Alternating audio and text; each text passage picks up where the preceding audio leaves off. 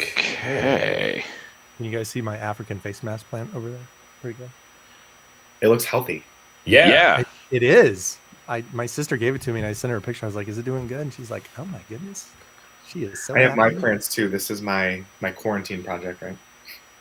Ooh, I do have to check on my plants. All right, hey, we are live. It looks like. Mask plant over there. Pretty good. Ooh. Sorry. Wait, why did you like somehow like I had the YouTube thing up. you do have the YouTube thing? Okay, there we go. But I had to turn off the volume. It's probably a better idea. Well, there you go. All right. Well, we're gonna do it. So it looks like we're going. It looks good. It looks good. Looks like it's working. So You look good. hello everyone. Good evening. Welcome to the Changemakers live stream show from Neon One. We have Eric. Oh man, Guzman. Eric Guzman, You got it. and then Tucker Wanamaker. Nailed it. Okay, what's my last name, guys? Ser Antonio. Antonio. Yeah, crap. All right, all right. So we have Eric and Tucker with us tonight, and I'm very excited to welcome everyone to February's edition of the Changemakers, brought to you by Neon One. The Changemakers is a live stream YouTube show where we just talk about all things that social good organizations need to address and go through, and this is our way of keeping the pandemic interesting as well. So this show cannot happen without our sponsor, Switch Studios. So I want to thank them. And they're great. Really excited to be able to use something that like looks really nice, in all honesty.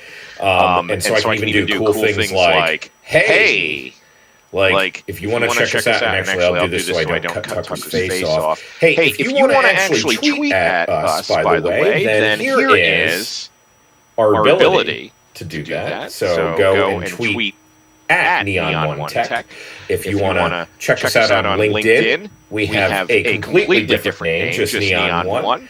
And then you go back to Neon One Tech over on Facebook. And the reason of that is a lot of legal stuff. So when you get down to it, though, we are going to focus in on our guests here. And so really excited. I'm going to be, hello, Mississippi Reentry. Thank you for joining us tonight. I am checking out the chat. So love. Yes. Oh, there we go. I see it online. Yeah. Sinetra's awesome. She's going to be actually our April guest. And Sinetra, I'm going to pair you up with our CEO, Michael Farb. That is my goal. So yeah, I know, right?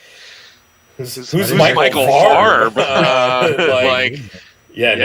I'm actually really excited about that. So I'd love to start with a little bit of who we are. Nobody cares about me. All right, so that's like not why people are here. We're here for Eric and Tucker. So Eric, I'm going to start with you because you're on my left in terms of my screen. Tell us about you.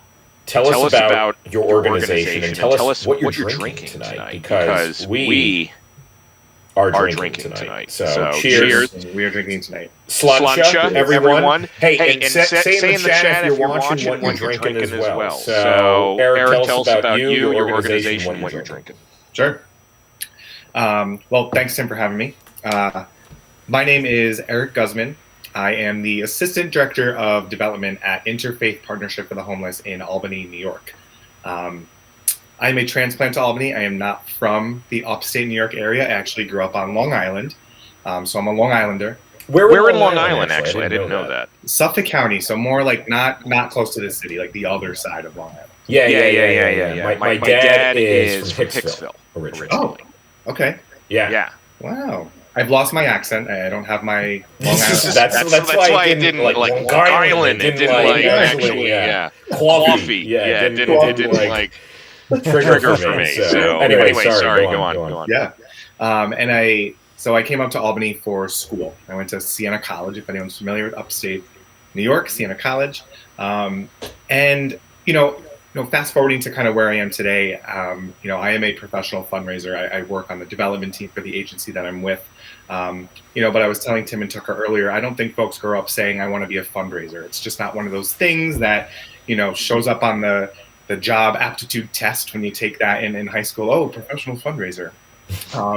But I kind of always knew that I wanted to, do community work. I was the kid that was in student council. I was the kid, fundraising for the soccer team and doing the bake sales and stuff. And it was just always this kind of, innate type of community organizing work.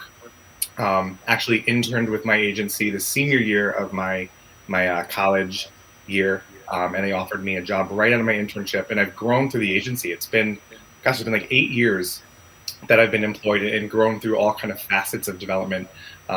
So my agency provides services and programs for homeless and low-income individuals and families, doing that through emergency shelter services, daytime community services, housing programs. So I'm one of 4 people on a small, tiny development team, just trying to stop the homeless population in Albany, New York. Very cool. Well, Eric, we're so grateful for you joining us tonight. I know we've been working together for a while, and I got you to move over to Neon CRM actually. We love it. Oh, thank you. That's not why I brought that up, but that's good to hear. Hey, I'm working on the auction thing, by the way. So we'll use it. I know you will. So, and it's really interesting to hear. I didn't actually know that you had that like history of evolution there. So I'd love to unpack that. But wait a minute, Tucker's drink reminded me. What are you drinking? I am drinking peanut butter whiskey. So it's tasty. What is peanut butter whiskey, by the way? I don't know. The brand is called Sheepdog. I honestly, I bought it because of the label. The label looked cool. It had the word peanut butter in it. I love peanut butter. So I'm a sucker for great design too. Well, there you go. Well, awesome. Tucker, why don't you talk about you and Thrive Impact and all the great things that you're doing? Well, I'm just a dude. I've got 4 kids. I live in Colorado, and I'm the Chief Impact Officer of Thrive Impact. And basically, our mission is we're trying to help solve the nonprofit leader burnout problem in the world. Because, frankly, I and my co-founder Kevin Hagan, we both come from an extensive nonprofit background, part of which involved us getting burned out as nonprofit leaders.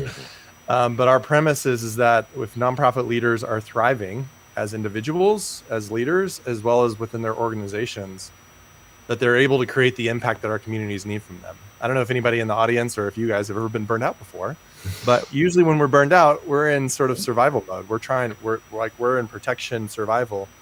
But the reality is our communities need nonprofits. Nonprofits function in such an important part of our civil society that we need nonprofit leaders to thrive. And so that's kind of our premise, and we do that through a variety of different mechanisms, but primarily is one of the biggest pains we're trying to solve is the pain of loneliness. And it was interesting, I was reflecting on this actually this week because we solve a variety of other things around things like revenue and boards, and we do a lot of workshops and community connection and conversations like that. But what I've continued to grow and realize is what's the most important work we can do is create space for nonprofit leaders to connect with one another. And so we do that a lot through workshops, through something we have called the Collaborative, and a variety of other pieces. So, and that's our way of helping give back to communities all around us. So that's what we do. And then I'm drinking. Yes. Tell us what you're having tonight. Gin and tonic with blueberries in it. It's Hendrix is a great gin. Oh, Hendrix is that the cucumber one, right? Yeah. Is it a cucumber one? It is a cucumber one. Sure. Yes, it's of course the cucumber one. And then I just found some blueberries in the fridge, so I was like, put it in there and like. There you go. Yeah. And a lime, of course. I like a little extra lime in mine because I love citrus. So. Well, I mean, those are some great drinks. I have a local beer here, actually. And just to remind everybody who our guests are, if you want to also check out the work that they're doing. Sorry, guys, I was doing this on the fly. Here's Eric's website. And here's Tucker's website. So we'll bring those up throughout. Check them out. Interfaith Partnership for the Homeless and Thrive Impact. Fantastic organizations. Check them out. So, all right. You're like a tech magician, Tim. Look, folks, realistically, I had no clue how to use this platform like 10 minutes before this. So thank you, Switcher Studios, for actually making this pretty easy to do on the fly. So one of the reasons that I was excited to get both of you together is because of just the unique perspectives and authenticity that you both share when it comes to how hard this work is as well. And we all have different work when you get down to it. But at the end of the day, we're trying to, for lack of a better word, change the world. Right? Like we're trying to make an impact in our communities. And so, Eric, I'll start with you.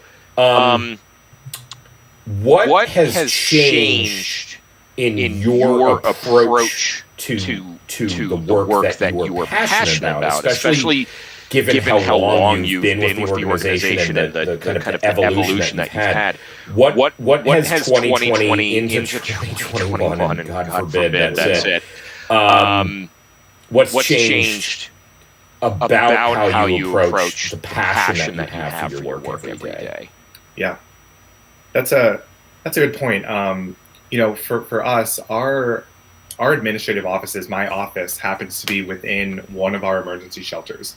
A lot of the work from the first day that I stepped in there as an intern to right in March 2020, while I was still working in the office, I was able to see the folks that were serving. Hearing someone getting the keys to an apartment and having a little celebratory kind of farewell discharge from our shelter. I mean, that stuff was happening right outside my office, and I was able to kind of experience that and see that every single day. Walking into the office I was able to live that mission, see the mission, the work that I'm doing, the work that our volunteers and our donors are able to make happen. Here comes the pandemic, and all of a sudden my team is working from home. It's a different environment. I'm losing a little bit of that disconnect from that mission. My office is my living room, right? I walk out of my bedroom, my commute to my office is just, 10 steps into my living room. It's, it's not the same. And I feel like I've had to try a little bit harder to, really bite down on what is our mission, what success is happening on the ground. It's made things tougher. It's definitely, it's been a challenge. That sounds hard. And I know everybody's gone through something similar. Tucker, when you hear about that, kind of what's similar in terms of what you've experienced, and then where is it diverged? Because you're doing different work as well. Yeah. Well, what's interesting about our work, for us, the pandemic actually really launched us in a way to help dig into what are really the structures of community. It was funny. I was actually posting on LinkedIn earlier today on, one of the LinkedIn editors sent me some email, and, I couldn't reply to them because no reply. I'm like, this is a real person. Anyway, they had a post around virtual events was the post. And I started really reflecting on it. What I've realized is that how many people, at least what we've realized is that how many people are don't like virtual events or virtual anything, right? That we'll blame Zoom for our problems. But what I've realized is that, at least for somebody who facilitates experiences, is that tools are just tools. There's no good or bad to them in a sense. And so, but what happened in the pandemic, and I remember this back in March of last year, I actually turned 40 last year, March 15th. And then the pandemic happened like right then. You're older than me? I guess. Well, you look so much better than me. I'm sorry. Like, I mean, I like did up for today, so maybe that. No, I didn't. I didn't do anything. Go on. Sorry. Got my hair did. No.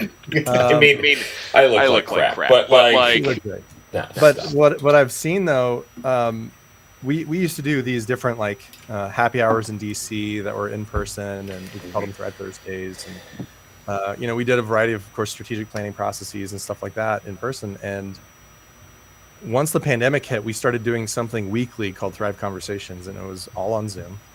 And it was just this learning by doing of the ins and outs and the psychology behind what causes people to connect with one another. Yeah. Virtual or in person. And so what's been fascinating for us around the pandemic is it really launched us in a way to create this very fast learning cycle around how we can create community, and we can do it quickly. Like a big question we had was, can somebody feel warmth through Zoom? Like, when you're in that room with, you've been in people, in-person events, and it's just like, whether it's a gala or a workshop or whatever, and you feel that connection, can that happen virtually? And the answer unequivocally is absolutely. It totally can. Mm-hmm. And that's where I've realized is that it's all very much based on the interaction patterns and the quality of the questions that we ask one another that allow for us to create the safety that we all want and need in order for us to go forward on the strategies that we need. In fact, there was and I'll end on this part, which is there was a great study that was done by Google about what makes a high-performing team. And I'll put you guys on the spot. What do you think was the number one factor involved in what creates a high-performing team? What do you guys think it is? Eric, you go first. Is it some type of like communication, like interaction with something? No, not quite. Well, somewhat, but not quite. Yeah. You're not gonna. I didn't get it, by the way. Just to be totally vulnerable, when somebody asked me this question, I was like, I don't. I leaned into a communication aspect. What is it? What is it? It's psychological safety. Huh. And you told me this in another call too, and like I tried to tee you up, man. I know. Yeah, he slid me the answers before the test, and I failed. So it is psychological safety, and I will tell you, Tucker, that's influenced a lot of how I've even thought about my own work. So I want you to finish that thought though before I start hijacking it.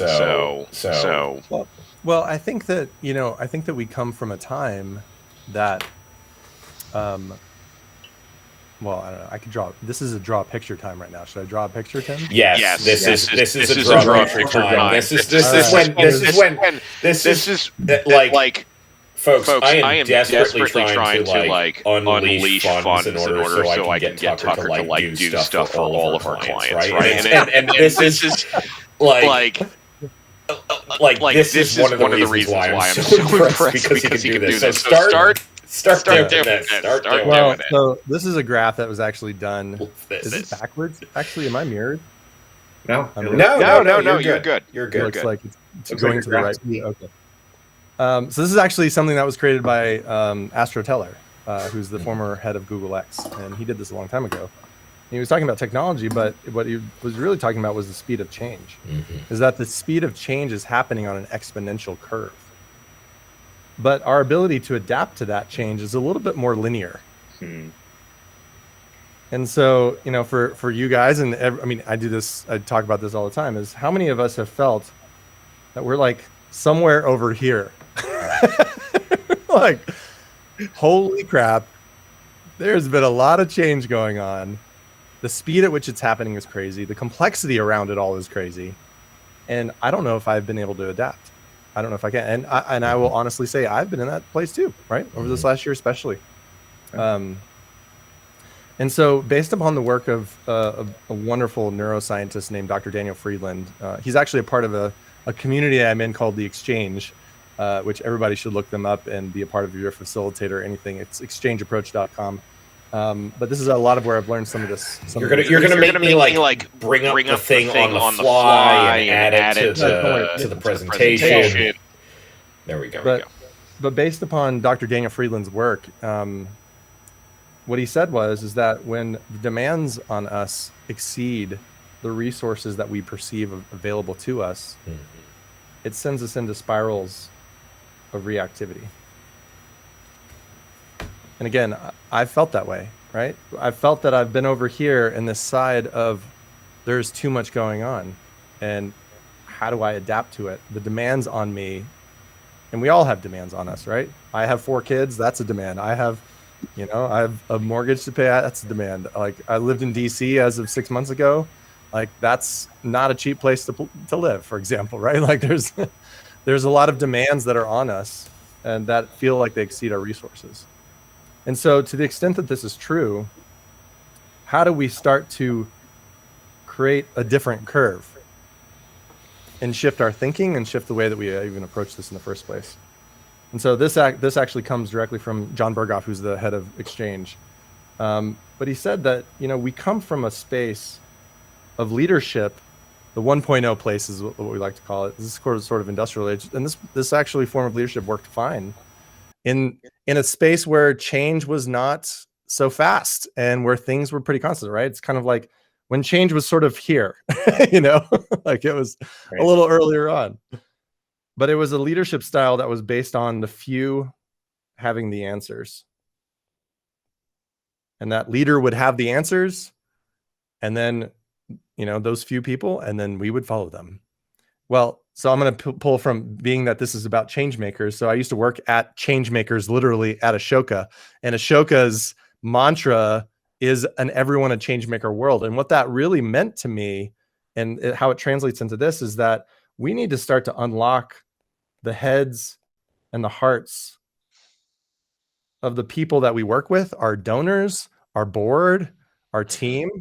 And we need to do it quickly. We need to do it at speed and at scale. And so how do we do that, right? How do we adapt to allow for us to upgrade into the new world that we actually find ourselves in? And so I'm almost done, Tim, I promise. No, I know. I was just, I want to talk only because somebody's like, is Tim echoing? So this is me continuing to figure out the technology. So no, I hear it too. Okay. Do we hear it now? Did I figure it out? Like, am I echoing anymore, by the way? YouTube chat. I don't hear it. Well, I don't hear it. Well, guys, it's great that you don't hear it, but like, I want the crowd. Oh yeah, good call. Who's actually hearing? So if we can go into the chat, folks, and better, I'll take better. So Tucker, hey, better's go on. Good. So if we want to unlock the better, so yeah, is how do we involve many with the right questions?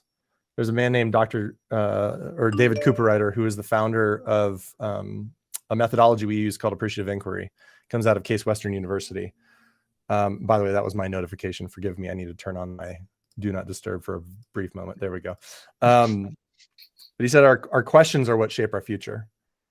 The quality of our questions are what shape our future. And as leaders, when we start to get out of and by the way, this is a very isolating role, especially in a pandemic. Right. And this is what's been fascinating for us to see with CEOs and fundraisers and people who are not leaning in to their communities, who are not leaning into their board, who are not leaning in and with curiosity and great questions.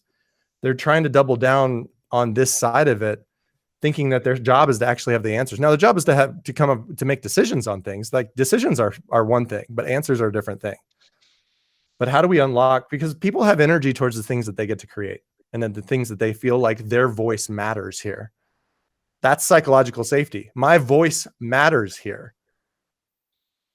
So that's what we're finding is getting us out of reactive spirals and into the space where we're unlocking and we're creating an everyone a changemaker world, to use Ashoka's term, where everyone's able to start to step into their ability to be a leader in the organization, in the community, or a donor stepping into their ability to be a change maker, and that kind of thing. So I'll pause there because that's a lot. Eric, because I've talked with Tucker about this, in all honesty, and it's really opened my eyes, and it takes a bit to digest in a way that's like, wow, right? Like my work is better when even hearing that type of approach. But just from a first glance, where does your mind go? I mean, honestly, Tucker, I was absolutely floored. I'm like, he's reading me my right. Like, this is exactly what I'm going through. Like, holy crap, how did you know? This is why I got you both together, by the way, because like I knew there'd be a sync. So go on. Yeah, I mean, first of all, that's like a TED Talk. You should give a TED Talk. But man, I mean, I think you really hit the nail on the head there. And I think personally for me, and I look at a lot of the folks in my organization, that kind of, when the demand exceeds the resources that you believe that you have to be able to do that. I mean, that's what happened in March, right? All of a sudden, we all had to go home. Totally. We all had to do things virtual. We all had to have a laptop to be able to connect to Zoom, to be able to video. I mean, there's technology gaps. People are not familiar with that. They can barely open up Outlook on their computer at work, let alone now access their files from a cloud and do all this stuff while managing their kids. And I mean, we spiraled. I mean, all of us spiraled, and it was a lot. Yeah. It was a lot, and it's still, for many, is still a lot, right? We're in these spaces, and this spiral, Dr. Daniel Freeland talks about it. He says this spiral creates stress and self-doubt, right? When we're in this spiral and we start, like, our brain, the way our brain works, we have a triune brain, and it starts in safety, which is our brainstem, which is the fight or flight or freeze, right? The fight, flight, or freeze. That's reactive, and it's needed, right? Of course, like it keeps us safe. But what's interesting about psychological safety, in fact, there's this book called Why Zebras Don't Have Ulcers. And and I mean, for somebody like you, Eric, who you are working with people who have physical safety needs, right? And those are very important, right? We need to help, when disasters happen. I mean, I had started a wildfire relief nonprofit many years ago to help raise money for wildfire, because I saw houses burning down, right? We were talking physical. People need food. They need water. I have a friend who lives in Austin right now, and he's like Texas is going through it, right? There's physical needs that are happening, and those are all very important, and love the nonprofits that are focusing on a lot of that work. And in our space, what most of our country is dealing with is psychological safety issues, is this sense of isolation, right? In fact, there was a stat from this HBR article that my friend Brendan, he's one of our facilitators at Thrive Impact, and we were working with a group of people in Fairfax County, Virginia, talking about the community underneath their virtual experiences, and how might you build community. That we call it the medicine and the cheese. The cheese is like these experiences and this content, but the medicine is, I don't feel alone anymore. Yeah. Right. And how do you create those interaction patterns and questions to help people really connect with one another? And he pulled out the stat, and it was like, I wonder if I can pull it up real quick. It was, I think I have it right here, but it was from an HBR article that said, it was something like, it was percentages of what reduces our longevity as people, like literally what causes us to die sooner, right? Obesity was like 30 or 40%. Smoking was higher than that. Alcohol was higher than that. Here we go. Right. Here we go, guys. Yeah. So it was like 30, 40, 50%. And then loneliness was 70%. Yeah. According to this study. Loneliness was 70%. In fact, Obama's, the Surgeon General under Obama calls it the loneliness epidemic. I mean, don't you, even anecdotally, don't you hear stories about like the wife died and then the husband died shortly after that, right? Like, I mean, I'm deathly afraid of that. When you get down to it, like I love my wife, and we had a really nice dinner together, but like even we've been away from our kids for a little bit this week. I don't have 4, I have 3, but like, well, I had twins and a older. Oh, there you go. There you go. You basically have 4. I know, but even like missing them, it's interesting because it's like so stressful. It's so stressful during this time, and it's stressful to figure out, like, I'm not giving my children the right attention that I need, but then they're gone for a little bit because they're with their mother or their grandmother this week for a bit. And I feel lesser because they're not here.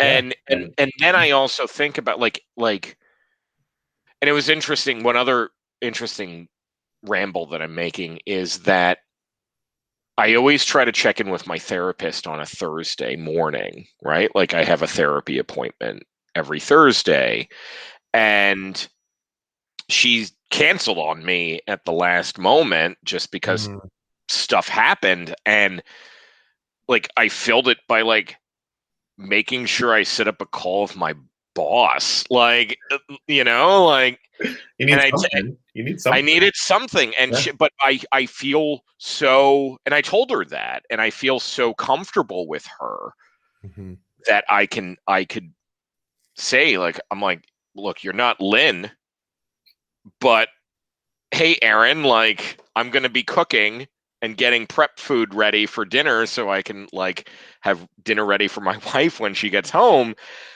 You are my therapy. Like that's what I would do, is I would spend that hour getting ready for the day, and I needed to fill that. And I think like people get into these routines, and I'd love to hear from our viewers if you feel comfortable sharing, if you had a similar situation. And Eric, obviously I want to hear from you on that, but like for me, that people have these rituals and routines and things like that, and a lot of it is based ultimately in that security and that sense of safety, I think. Because if you don't have that, you can't work. Yeah. Right. And like think about even the kids, right? Like I would Eric, I'd love to hear the work that you are doing when it comes to families and individuals and children and all this different stuff. If they don't have the physical safety, the psychological safety of having a home, right, how can you concentrate? So let's actually hear about that, because it's way more interesting than me rambling about like cutting cucumbers with my my boss earlier today. But like, hey, it had to happen. You needed that. You needed. I needed to talk about that. I mean, even before the pandemic, right? I mean, the folks that we serve, a lot of the folks that we serve, chronically homeless individuals and families, I mean, they can benefit from a roof over their head and meals, but that is not the root cause of why these individuals are homeless in the first place. And it's not until you have that safety of knowing that you have a roof over your head, that you know where your next meal is coming from, that you actually have the capacity to now think about, okay, let's address these mental health issues and substance abuse issues, and treat these medical diagnoses that I have. I need to get treatment for this type of stuff. You can't worry about those things when you're wondering where you're going to sleep tonight, where your next meal's coming from. So that's always been the focus of the work that we're doing. The way the pandemic has kind of shaped the way that we do that now, it's tough. A lot of the folks that live in our housing programs, case managers can't have personal interactions much anymore. We can't go into the homes. We're doing a lot of teletherapy and checking in with the families that we serve. And it's mixed feedback. I mean, a lot of the individuals we serve need that individualized attention. They need that case manager to come in every day at 3:00, right, and tell them to take their afternoon meds. Like they need that, someone to knock on the door and do that. So it's forcing us to get creative with how we're able to deliver those services, but make them still feel that warmth, that safety, and that routine. And So Eric, a little bit of a call out here, because Tucker has 4 kids. I have 0. You have 0. You did mention in our kind of setup for the call, like, hey, I'm here and it's me, and like it's great that I have my own place. And by the way, some of our viewers did comment, like Mississippi Center for Reentry did say, yes, that's true. Long Beach Gives. I love how we're like having the nonprofits and the community foundations actually are like the ones commenting in terms of their brand. It's like not an individual. It's like literally I am representing, and I love that. Like it's so cool. My grandparents did die within 1 year of each other, right? Like it's, that's something that you hear about. But Eric, you're alone in some ways, right? Like I know that's kind of blunt to say, but like you mentioned it. Like how are you doing? Yeah. Thanks, Tim. Thanks for checking in. I appreciate that. Oh, it's only a live stream. No, I mean, I did share it because I think it's relevant to the topic that we're talking about tonight. But personally myself, this past summer in 2020, I right in the middle of the pandemic moved into an apartment by myself for the first time. Yeah. I've had roommates my whole life. We started working together, working from home together with roommates. Just a different vibe, knowing that I still had people. I still had human interaction. I could bounce ideas off of my roommates and tell them what I'm going through. Fast forward to moving in by myself and not going into an office. It's isolating. We can set up Zoom calls and we can have huddles over Zoom and we can check in. It's not the same. I mean, as soon as we hang up that call, it's silence, right? It's just me alone. Like I can't debrief about the meeting with anyone. I can't, catch someone after and have a quick side conversation. I mean, it's just me. And it's tough, not, for me personally, but for my organization. I'm not as connected to a lot of those frontline workers that have the stories that can tell me the needs of the guests that they're serving and helping me feel connected to that mission, when it's my job now to be more creative than ever before and to share stories better than ever and to, find the needs and communicate that creatively. I mean, how does that happen when I'm here by myself? Tucker, what when you hear that, what have you been seeing? What have you been doing to help organizations like Eric's? Yeah, I mean, man, Eric, that's tough. It's isolating. I mean, you said it, isolating. That's lonely. It's straight up like that's it. And that I think what I'm curious about are some of the things that we've seen, and I think you probably actually done some of these too, but there is a sense right now. In fact, I was just actually talking, we have a revenue workshop coming up on March 9th. And I was talking with, it's a full day workshop. And what we're trying to do with it is that the first part of the workshop is really help people, fundraisers, feel not alone, frankly, in the world. And so I'm gathering stories. In fact, so the other day, 2 days ago on Tuesday, I was talking to the chief development director for communities and schools of Los Angeles. Very local. I mean, one of the best nonprofits in general across the country, but does work very direct in the hardest, the needs of the schools.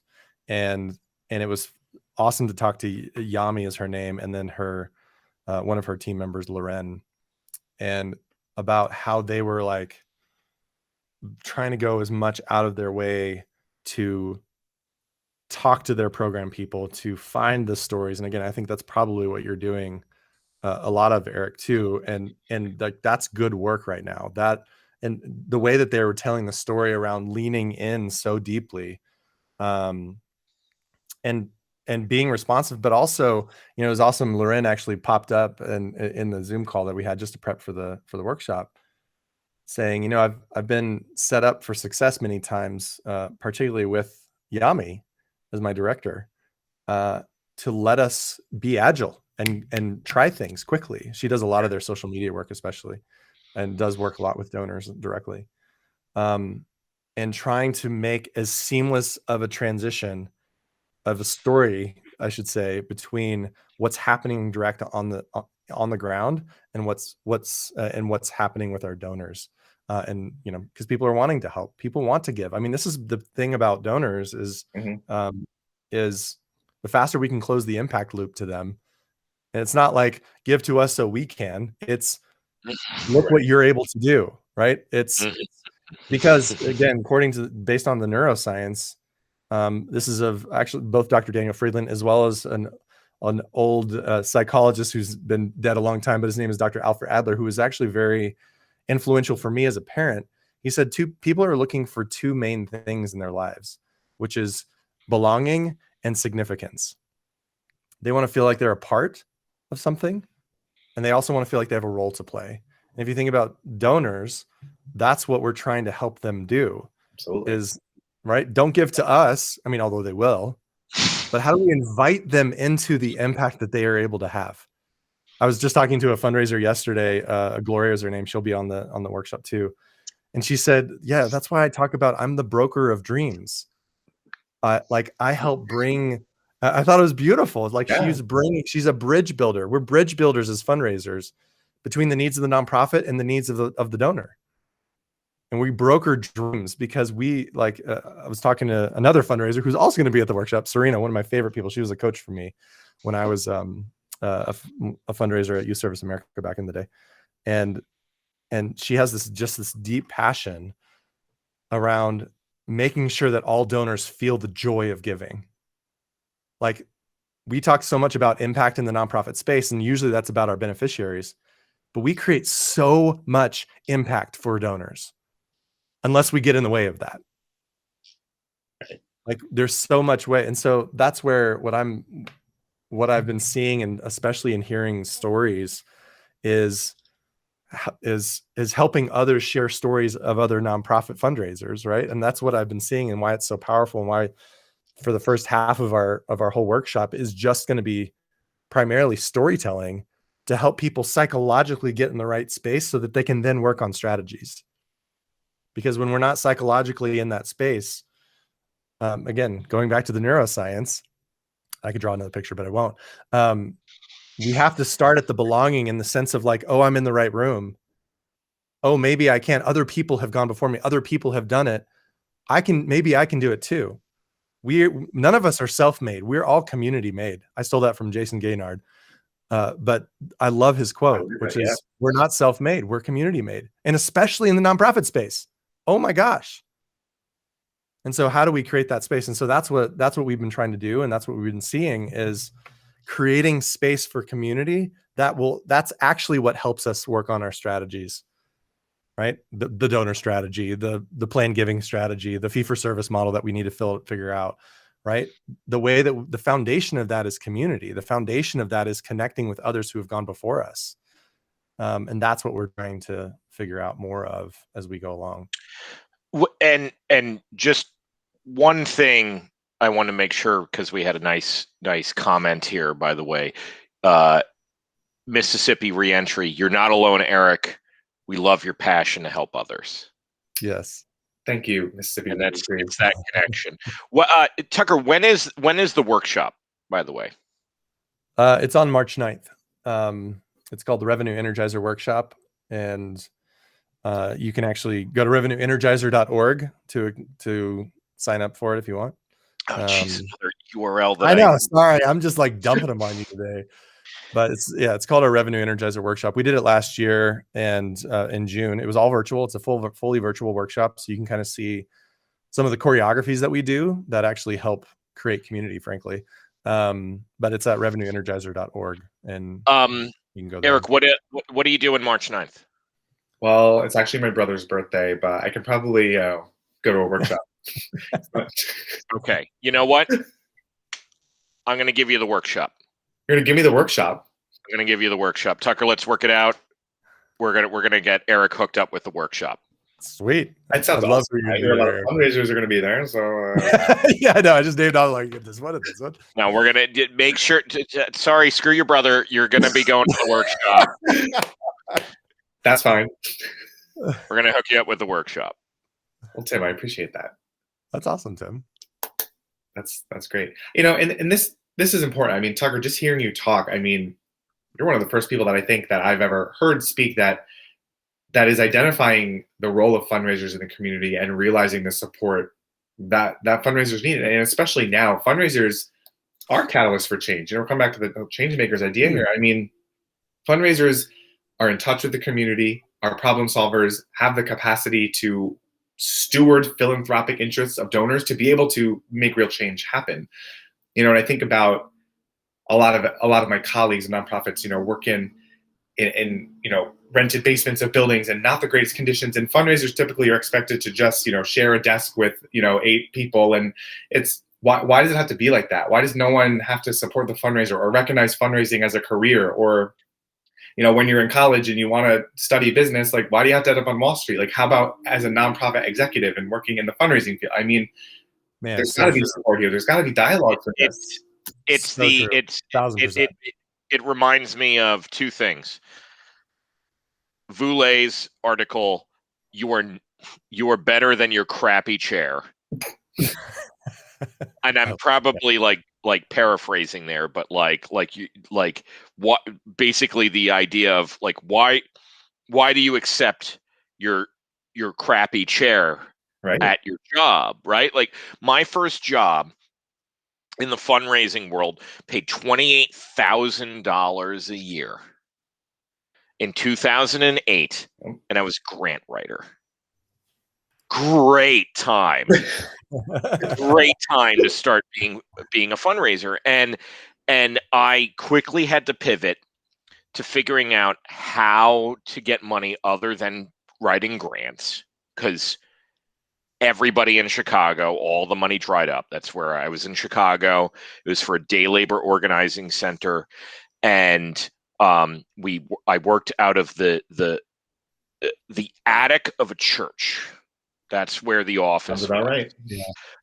Right over in Humboldt Park. And I'm happy I had the job, but I remember January 6th. We're talking almost, 2000. I started in 2008, and then a few months later, 2009. So however long ago that was, January 6th, I remember the day because that's when the board sued each other. Wow. And the FBI got involved, and I had to carry all the boxes out, and we had to meet with the board that controlled my paycheck, the half of the board that controlled my paycheck. And it was at the Burger King down the street. And that's my introduction to the nonprofit world. Right? And that might be an extreme story, obviously, but I think a lot of people and the kind of the phrase that I've been using is that everybody has their version of the how did we get on the island of misfit toys? Everybody has a weird story when it comes to I am a nonprofit development person. Yeah. And it's like, how? It's like, I didn't go to plumber school and become a plumber. Like, I was going to be a labor historian, guys. Like, I even said this in a staff meeting. They're like, well, that's random. I'm like, yeah, that's the point. Like, no one, like, just because there's CFRE credits and certificates doesn't mean that's how everyone becomes a fundraiser. Right. I thought that fundraising was, well, you do events, right? No. Please no. Now, Eric, you actually do have a kick-ass event. Well, we did before it had to go virtual, but Well, you did okay. But virtual can be good. But virtual can be, we made it work. Yeah, totally. Well, I mean, Eric, to what you were sharing, and Tim too, which is what's interesting about being a fundraiser in the nonprofit space is we're in this. Being a fundraiser is a very black and white role. Like the money came in or it didn't. But we're in a sphere within nonprofits of a lot of subjectivity. I mean, think about impact, right? Like it's the difference between outputs and outcomes, which we know as fundraisers, our job is not to sell programs. Our job is to sell positive change, right? We're not in the program game. We're in the impact game. That's what makes a great nonprofit. But impact is hard to figure out, because we're talking about outcomes, pre-post surveys. We're talking about shifts in psychology, shifts in people's ability. Like when I worked as the head of fundraising at Youth Service America, we were about activating young people in service and volunteerism, which is beautiful. But one of the things that was interesting that I realized is that when I came on, the revenue had been declining for the years prior to me being there. And what was interesting, what I realized was the stories that we were telling were stories of cute kids doing service projects, which are programmatic stories. But we didn't fully have dialed in the story of what our impact actually was. And when I started digging as a fundraiser, my job was to figure out, how do I package all this up? Because my job is to bring in money. But I don't just pull out the proverbial money rabbit out of a hat. Like, that's not how this works, right? My job is to package something. And so I had to figure out, I was like, okay, so what do we do? And what we realized was, when young people are involved in high quality youth-led service projects, they develop the skills that, hey, guess what? Hasbro, you want, because we got Hasbro as a corporate partner and Hilton as a corporate partner, worked with the Mott Foundation, some of these different people, because we were able to put the story together around, guess what? When young people are involved in these types of service projects, they develop the skills that you as employers are looking for. And in fact, there was a PwC survey that came out. It was a CEO survey. They do one every year. And it said 77% of CEOs are nervous and worried about the talent gap. And the talent they were talking about were not the hard skills. They were the soft skills, AKA the 4 C's: critical thinking, collaboration, communication, creativity, right? But our job was to package and tie things together, build a bridge. That's why I love when Gloria said it's the broker of dreams. I love that. Like, we have to build bridges. Yeah, it's beautiful. And you're exactly right, Eric. Like, you are a change maker. Fundraisers are big time change makers in our communities. And the thing that's also fascinating about our space is that you have to have humility as a fundraiser, because if you don't have tactical empathy, if you don't really listen and hear and understand where your donors are coming from, what matters to them, what matters to the corporate partners, if you don't let your ego go by the wayside a little bit more than most other people have to, you're going to bulldoze over people, and it's not going to work. And so you have to add. So that's where we're in this fascinating complexity as fundraisers, because we have to let our egos, because we are bridge builders. We are brokers of those dreams. And it means that we have to let ourselves go a little bit, and yet still be very strategic around how we build that, broker those dreams, if you will. Sure. It's an incredible profession that needs more cred, in a sense, of like what it actually is and needs to do this work.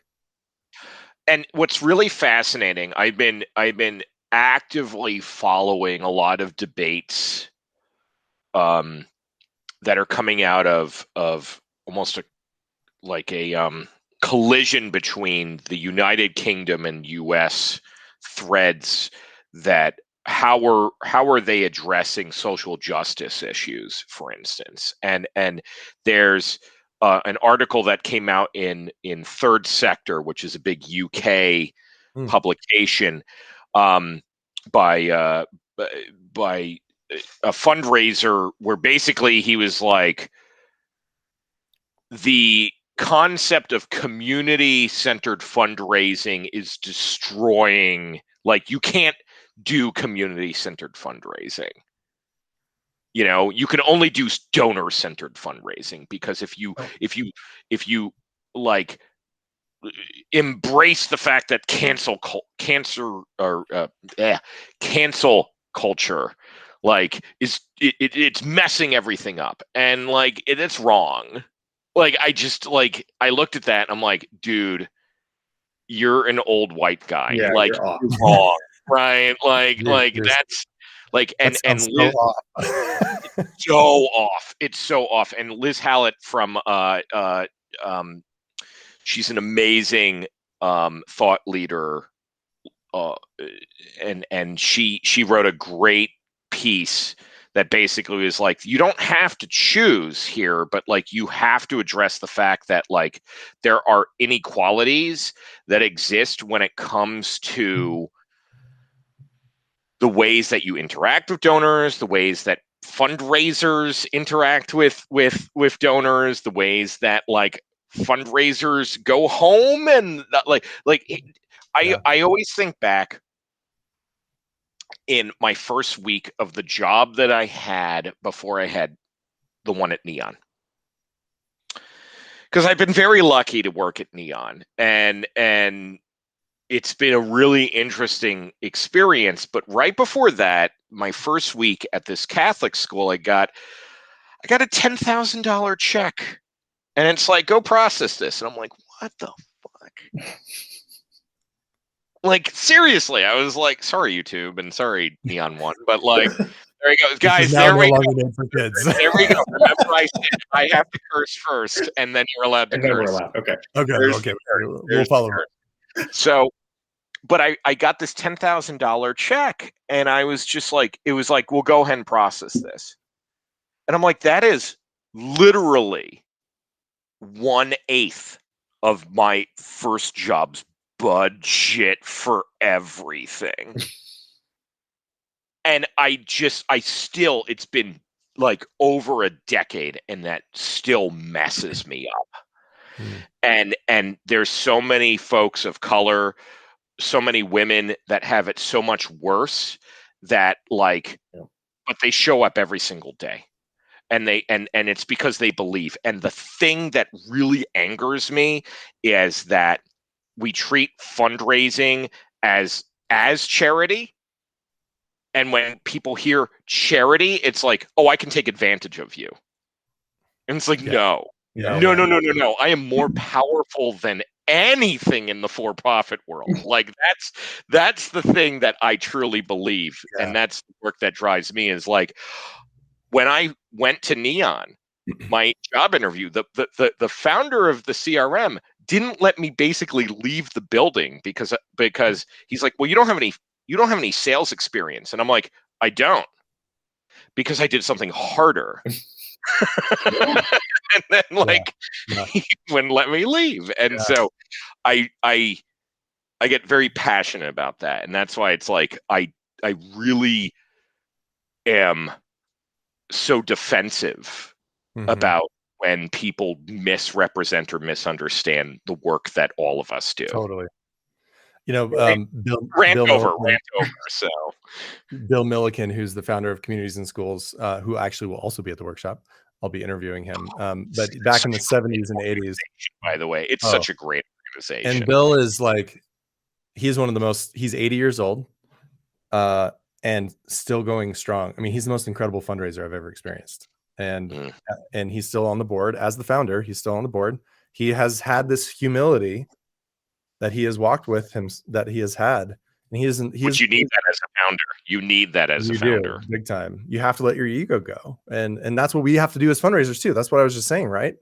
We have to, the self-work that we have to do as fundraisers is so deeply important, because we need to be in a space of service to our donors and to our staff, right? We have to work. We're a broker, which means we're working with both sides. We have to be in a good space personally as well. And I think about Bill, and back in the day, he used to say, we have to move from charity into change. We are not charity. He has some stories about how he's just so angry because he was in Harlem for a while, and he was so angry because he would connect, there was this disconnect between Harlem, and he'd go talk to the guys at Wall Street. And he's like, and he would get so angry back in the day. And then he did a lot of his own self-work, but he also was like, we need to find the way around change, not the way around charity. This is not a handout. That's not what this work is. This is change work. This is positive change, creating impact type of work. And so anyway, as you were sharing that, I was thinking about Bill, because he's just an incredible fundraiser, and it's about change. It's about the kids in his case, right? The communities and schools. It's all about the kids. So Eric, what are you thinking right now? Yeah, because we're typically hitting the 9 o'clock hour on the East Coast, and I want to be respectful of everyone's time here. I mean, I was just thinking. I mean, these are the conversations that curb that loneliness as a fundraiser. Like physically, I live alone and I'm by myself and I don't go to an office, so physically I'm alone. But a lot of times, even in the fundraising profession, I mean, how many times do I have to tell my mom and dad what I do? My parents still don't understand what I do for a living. You know, like my friends don't understand what a fundraiser is. And I meet new people and I tell them what I do. And they're like, oh, it's a volunteer job. So what, what do you, no, this is my career, and this is the work that I'm doing. And,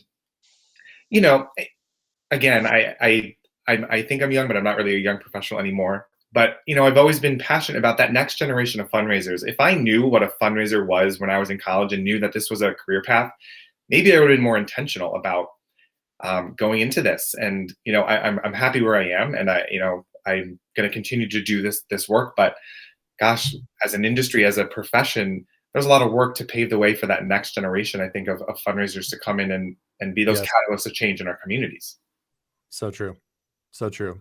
Yeah. Absolutely. I was talking to, again, a friend, Gloria, yesterday about this. She was saying basically the exact same thing. How do we set the stage to help the younger fundraisers have the mindset that it takes to be a fundraiser, the long game that we have to approach, and how we have to hold, while we have goals, obviously as fundraisers, we have to bring revenue. That's why we are here.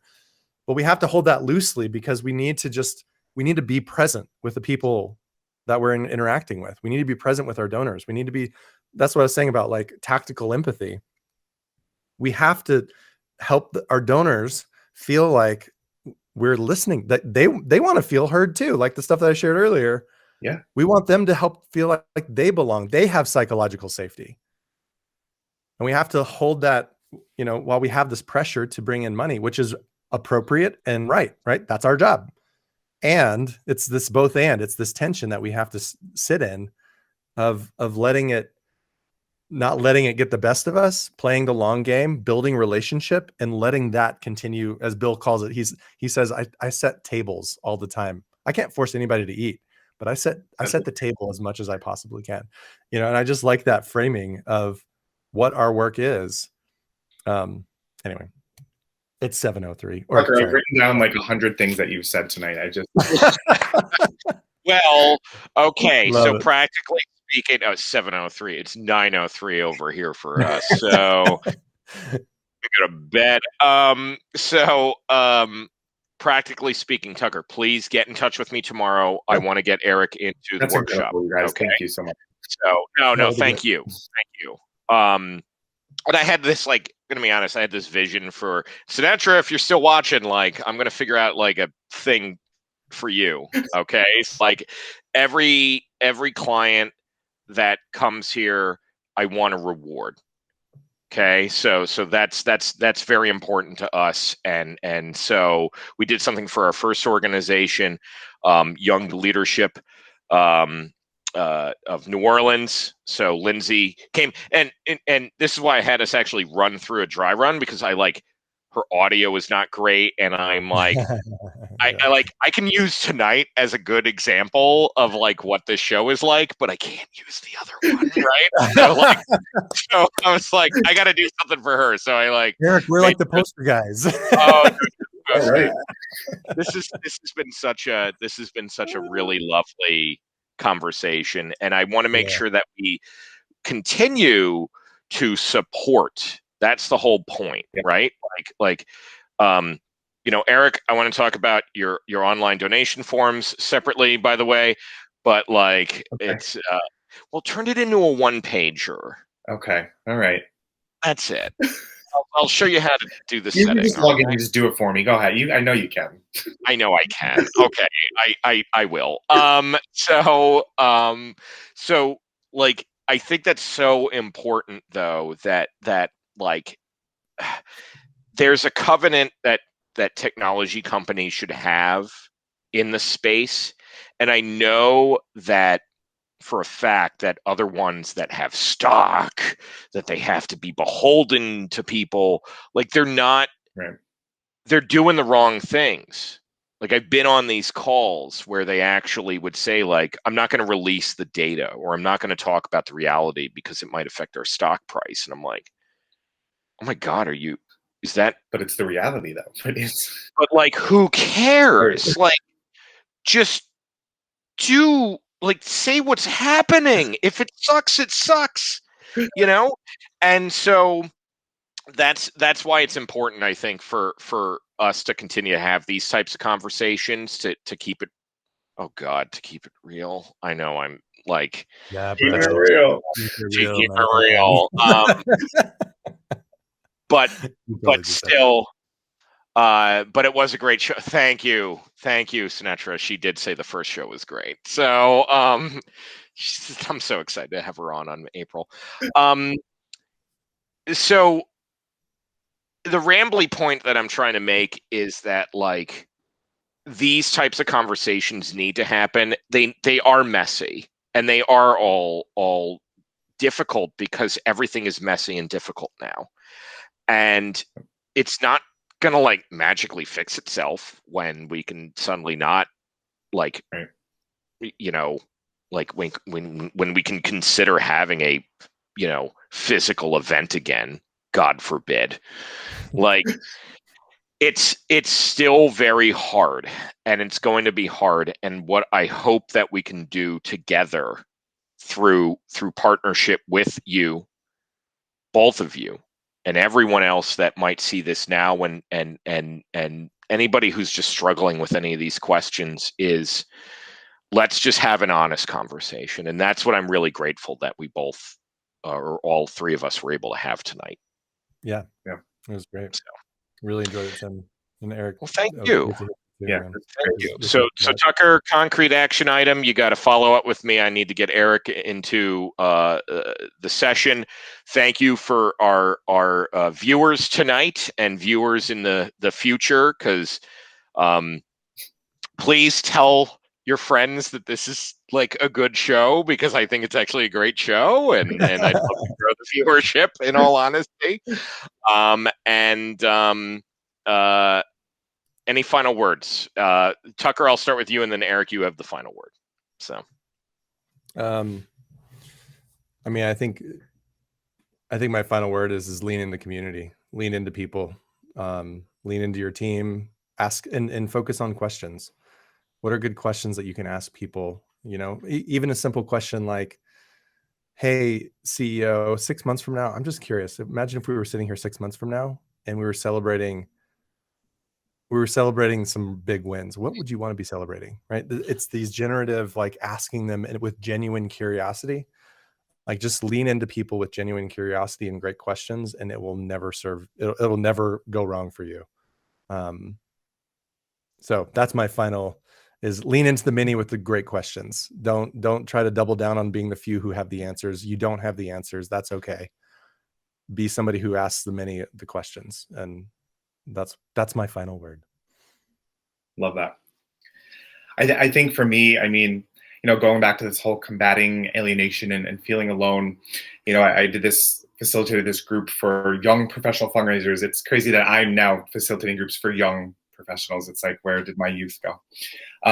But I invited someone in, and she talked about, like, one of the first things for young folks to do is find your tribe, right? Find the people that you can be with, that you can be real with, that you can cry to, that you can be honest with, and can support you and understand what you're going through. And I think, like, I did that tonight. That's what I did tonight, right? And then so that is a skill that you don't need just when you're young. You can use it forever. You know, because if I'm not okay, if I don't feel confident or have the resources or have the support system, how am I going to do the job for my team, for my agency, for the people that I support?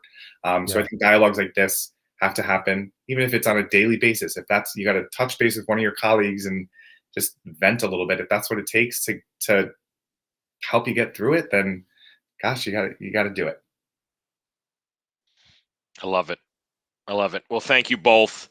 I'm going to put up the thank you for watching Switcher Studio item. Thank you to our sponsor, Switcher Studios, for that. And our viewers have said thank you for a great conversation. Yeah, this is great. Guys. So thank you, Tim. This was great.